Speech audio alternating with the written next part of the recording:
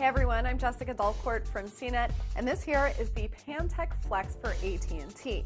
What's interesting about this phone, there are two things really, is that this is Pantech's one of their first attempts at a high-end device. So it's running Android 4.0 ice cream sandwich on here. You've got an 8-megapixel camera on the back, and you've got a 1.5 gigahertz dual-core processor. The other thing that's really interesting about this phone is that there are actually two modes here. So you've got the usual ice cream sandwich mode, and then you've got what they're calling the easy experience mode. And that's really for first-timers, or really for anybody who finds the normal ice cream and sandwich interface to be a little too involved, and you've got something simpler.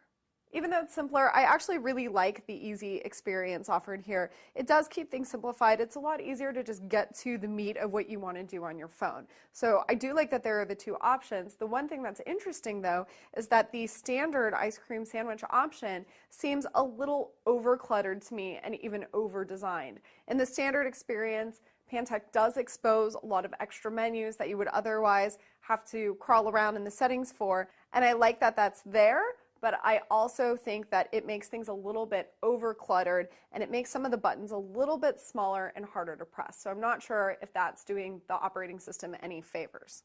The phone's physical design is pretty cool. I like the color scheme. I like Pantech's look. The one thing I don't like so much is the way it feels in the hand. It's not quite comfortable. I feel these edges on the back. They seem to stick out a little bit more than in the front. And so while it's not uncomfortable and sharp, I wouldn't say that it's got a very cozy in-hand feel. Pantech also has some cameras on here. There's a front-facing camera. There's an 8-megapixel rear-facing camera. I thought the shutter speed was really slow, so a lot of my pictures came out blurry, especially of objects that move a lot, like dogs and babies. And I also thought that the camera tended to be out of focus on the areas I was focusing in. So if I was focusing something in the foreground, it focused more in the background. Some of the shots did come out really well, but I wouldn't say it's a very reliable camera. However, one redeeming quality to the phone is the price, and it's a very redeeming quality because this is an LTE phone.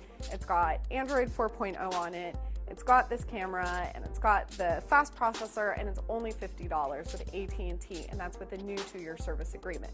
So I think that this is a really excellent budget phone that offers a lot. However, not everything that it offers is wonderful. I like the dual boot up mode, but the camera is disappointing. I'm Jessica Dalcourt. This is the Pantech Flex for AT&T. You can read the full review at cnet.com.